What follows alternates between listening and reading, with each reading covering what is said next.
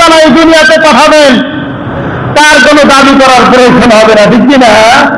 তার কি মুখ দিয়ে বলা লাগবে যে আমি ইমাম মাহদী? আল্লাহ তো তাকে ইমাম মাহদী বানায় পাঠাবেন, ঠিক কিনা? এই জন্য যত দাবিদার আছে মিথ্যা দাবিদার ইমাম মাহদী দাবি করবে, তাদেরকে কতল করা মুসলমানদের জন্য ওয়াজিব হয়ে যাবে। এখানে কাউকে মিথ্যা ইমাম মাহদী দাবি করার কোনো সুযোগ নেই। কেউ যদি বলে যে আমি নবী, তার কাছে এটা স্বীকৃত মাসআলা, এটা শোনা জায়েজ নাই যে তুমি যে নবী তার প্রমাণ কি, এটা শোনাও জায়েজ নাই। কথা বুঝছেন? কেউ যদি ইমাম মাহদী নবী, আমি নবী, এটা যদি কেউ দাবি করে, তার কাছে এটা শোনাও জায়েজ নাই যে তুমি নবী তার প্রমাণ কি, এটা শোনাও জায়েজ নাই। আপনাদের কাছে জায়েজ আছে বলে মনে হয় নাকি? তার কাছে এটা শোনাও জায়েজ নাই যে তুমি নবী তার প্রমাণ কি।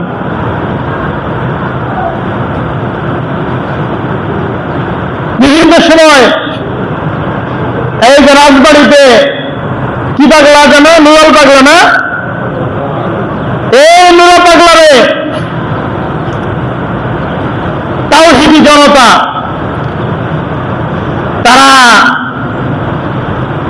তার মাজার ভেঙেছে, তাকে কবরের ভিতর থেকে উঠায় তার লাশ পোড়ায় দিয়েছে।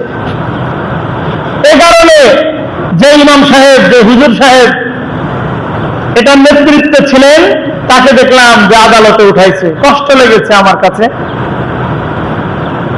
একটা কথা আপনাদেরকে বলি, কিছুক্ষণ আগে বলছে আবেগের কোন জায়গা আমাদের ভিতরে নাই। কোরআন হাদিসের সুস্পষ্ট বিধান থাকা সত্ত্বেও যদি কেউ আবেগ দিয়ে খেলা করি, আবেগের উপরে চলি, তখন আমরা ভুল করব। প্রিয় ভাইয়েরা আমার, আমরা একটা কথা খেয়াল করি, একজন মানুষ সে মিথ্যা নবুয়তের দাবি করে, সেইটা থামানোর ক্ষমতা আমাদের দেশের প্রশাসনের নাই। ইমাম মাহদী দাবি করে, সেটা থামানোর ক্ষমতা আমাদের দেশের সরকারের প্রশাসনের নাই। কেউ কামার আদলে নিজের কবর বানায়, সেটা ভেঙে ফেলার ক্ষমতা আমাদের দেশের সরকারের প্রশাসনের নাই। কেউ কোরআনকে নিয়ে ছিনেমিনি করে, কোরআনকে নিয়ে ভোজপাতা বলে, এই মেরা পাগলা কোরআনকে কি বলে? ভোজপাতা বলে। সেটাকে থামানোর ক্ষমতা আমাদের দেশের সরকারের প্রশাসনের নাই। আর সেই মেরা পাগলার লাশ পোড়াই দিলে সেই যে লাশ পুড়িয়েছে তাকে ধরার ক্ষমতা কোন প্রশাসনের আছে? সব প্রশাসনে তখন মাথা উঁচু করে দাঁড়াইছে, তাকে ধরতে হবে। এতগুলো করলো, তখন আপনারা কোথায় ছিলেন? ঠিক না? এইগুলো দমন করার কি শক্তি আপনাদের নেই? এতক্ষণ আপনাদের বিবেক কোথায় ছিল? আপনাদের আইন কোথায় ছিল? প্রশাসনের ক্ষমতা এতক্ষণ কোথায় ছিল? এরপরেও তাওহীদি জনতা তাদের আবেগের জায়গা থেকে একজন মানুষের লাশ পুড়িয়ে দিয়েছে, এটা ভালো কাজ নয়। একজন মানুষের লাশ পুড়িয়ে দেওয়া এটা মোটেও ভালো কাজ নয়, খারাপ কাজ। সেই মানুষটা মাহদী দাবি করেছে, কোরআনকে ভোজপাতা বলে ইসলাম। এবং আরেকটা কথা বলি, যেটা আপনাদেরকে মনে রাখতে হবে খুব ভালো করে, এই মেরা পাগলার ছেলে বাংলাদেশ খ্রিস্টান মিশনারিদের অন্যতম সদস্য।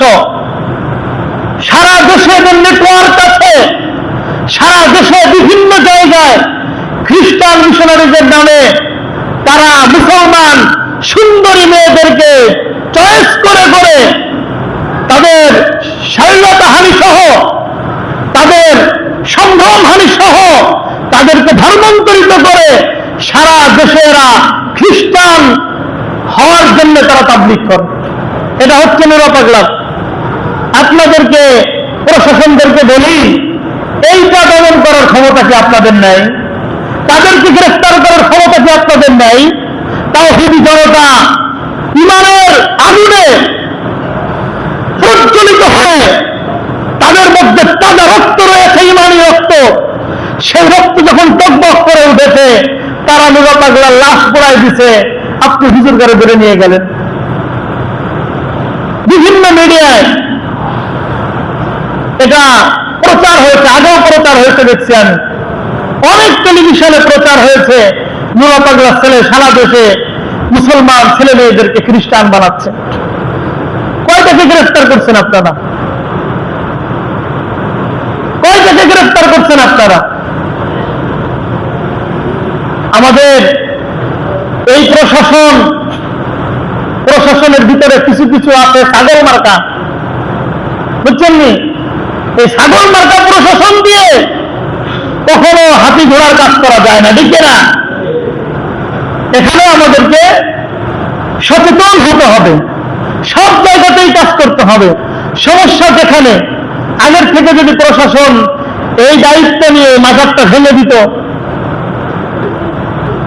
তার কার্যক্রম বন্ধ করে দিত, এই মুসলমানদেরকে খ্রিস্টান বানানোর এই দাওয়াত, এই তাবলীগ যদি বন্ধ করে দিত, বাংলাদেশে হিন্দুরাও বসবাস করে, ঠিক কিনা?